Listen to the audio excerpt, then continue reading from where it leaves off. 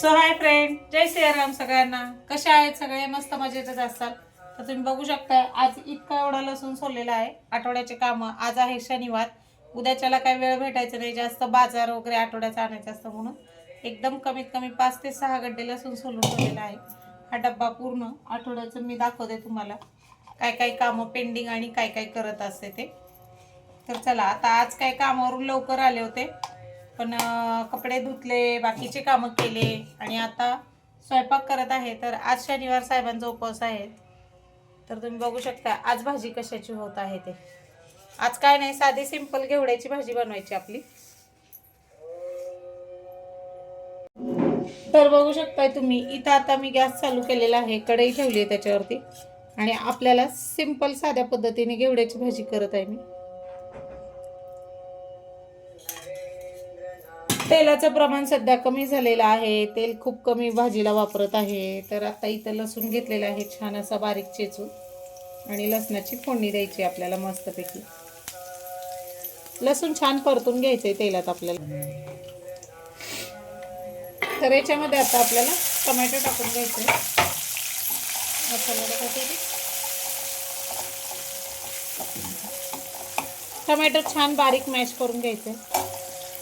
तर तुम्ही बघू शकता टमाटे छान असे मॅश झालेले आहेत. आपल्याला याच्यात थोडीशी हळद टाकायची आणि त्यानंतर मी घरी बनवून घेतलेला हे काळं तिखट टाकत आहे.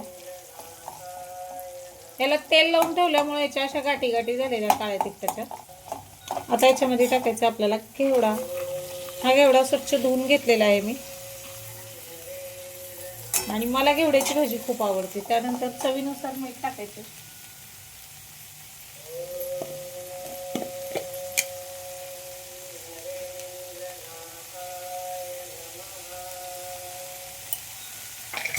आपल्याला जेवढं गरजेचं आहे म्हणजे चवीपुरतं मीठ टाकलेलं आहे मी. आणि ह्या घेवड्यात पाणी वगैरे टाकायचं नाही. ह्याला नुसतं तेलाच्या वाफेत म्हणजे वाफेवर घेवडा शिजला पाहिजे, छान लागतं. तर छान असं परतून घ्यायचं आणि नंतर त्याच्यावर आपल्याला झाकण ठेवायचं. तर तुम्ही बघू शकता मी आता इथं झाकण ठेवत आहे याच्यावरती.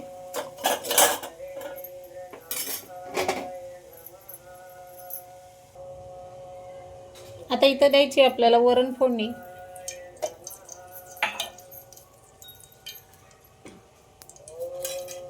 आपण बायका म्हणजे सगळ्याच ह्याच्यात एक्सपर्ट असतो, तसाच प्रकारे माझा पण पटकी झट असं स्वयंपाक चालू आहे.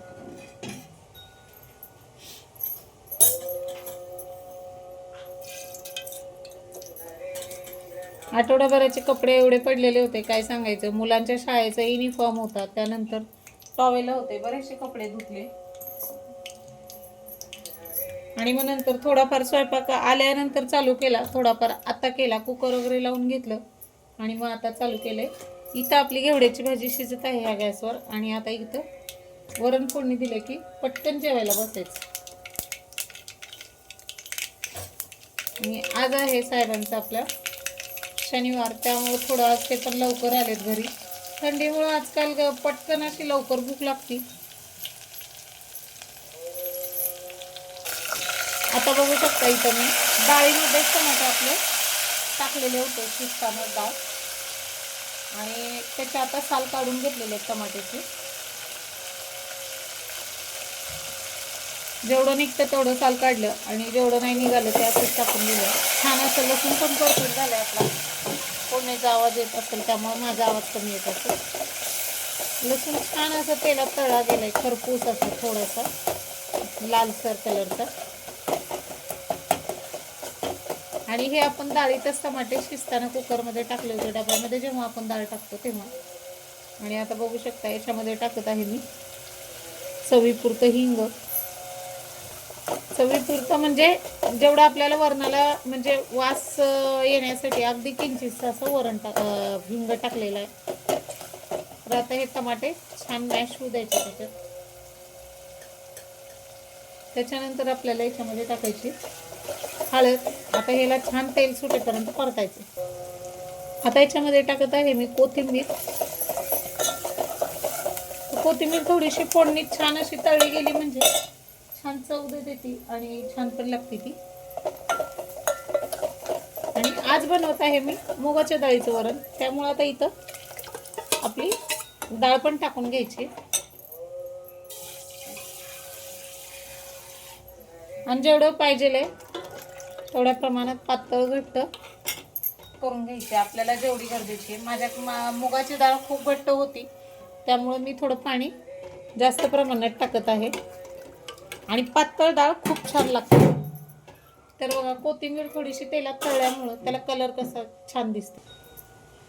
आता आपल्याला याच्यामध्ये टाकायचंय चवीपुरतं मीठ. मी काही डाळ शिजताना हळद मीठ वगैरे टाकत नाही, कारण डाळ आणि भात एका कुकरमध्ये लावते ना, त्यामुळं मग कधी कधी काय होतं डाळीचं हळदीचं सगळं पाणी भातामध्ये जातं.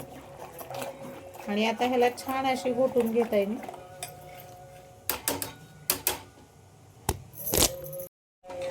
तर बघू शकताय तुम्ही डाळीला आता छान उकळी येऊ द्यायचे आणि कोथिंबीर तेलात तळल्यामुळं अशी वेगळीच दिसते ह्याच्यामध्ये. बघा तुम्ही वरून टाकलेल्या कोथिंबीरपेक्षा ही अशी कोथिंबीर छान लागते.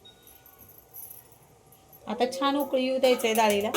तोपर्यंत तुम्ही बघू शकता इथं मी घेवडा टाकला होता शिजायला इकडल्या गॅसवर.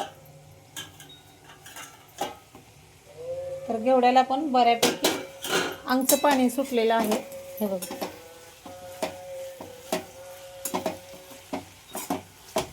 आज आपला कॅमेरा धरायला कोणी नाही आहे, त्यामुळे एक हाताने आपलं स्वयंपाक चालू आहे आणि एक हाताने कॅमेरा धरलेला आहे. हे बघा घेवडाला अजून एक 5 मिनिटं झाकून ठेवायचं आपल्याला. तर बघा आपलं घेवडा पण झालेला आहे, शिजलेला आहे. आता याच्यामध्ये आपल्याला दाण्याचं कूट टाकायचं. दाण्याचं म्हणजे शेंगदाण्याचं कूट टाकत आहे मी.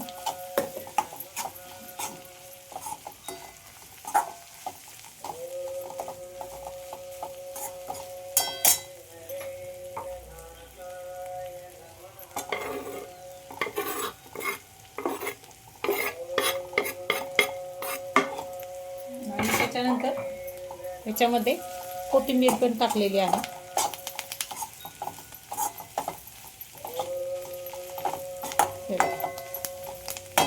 मस्त अशी झटपट अशी घेवड्याची भाजी झालेली आहे आपली. चला आता जेवायला बसू.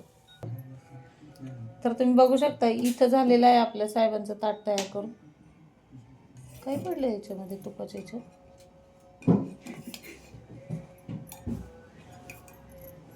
तर बघा मस्त असं वरण आणि त्याच्यावर अशी तुपाची धार, गरम गरम मुगाच्या डाळीचं वरण आणि त्याच्यावर तुपाची धार मस्त असं तयार झालेलं आहे. आणि इथं भातावर पण वरण आणि तूप दोन्ही टाकलेलं आहे. तर अशा पद्धतीचं साहेबांचं ताट रेडी झालेलं आहे. आणि आता चला पटकन या जेवायला. कमेंटमध्ये नक्की सांगा कसं झालेलं आजचं. तर बाय बाय सगळ्यांना. जय सियाराम. श्री स्वामी समर्थ सगळ्यांना. तर चला स्वामी समर्थांचं दर्शन घ्या आपलं आणि भेटू पुढच्या व्हिडिओमध्ये. बाय बाय सगळ्यांना.